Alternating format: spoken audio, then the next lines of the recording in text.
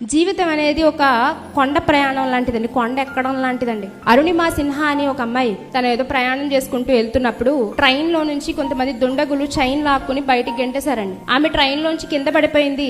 వేరే ట్రాక్ మీద పడిపోయింది. ఆ వేరే ట్రాక్ మీద రాత్రంతా కూడా సుమారుగా ఒక 42 ట్రైన్లు ఆమె కాళ్ల మీద నుంచి ముందుకు వెళ్ళిపోతూ వచ్చాయి.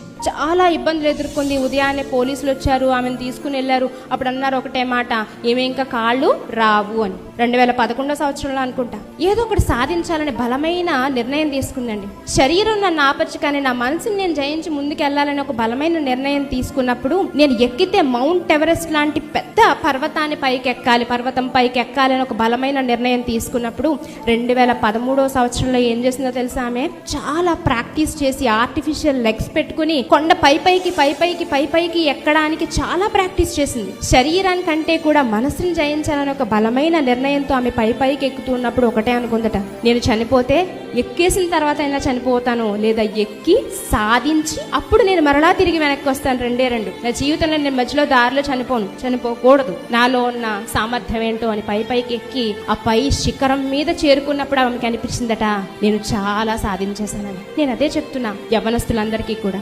జీవితంలో వచ్చే ప్రతి ఒడుదుడుకు నుంచి మీరు పైకి వెళ్ళాలి, విజయాన్ని సాధించాలి. ఆ విజయాన్ని చూసి అనేక మంది ఇన్స్పైర్ అవ్వాలి.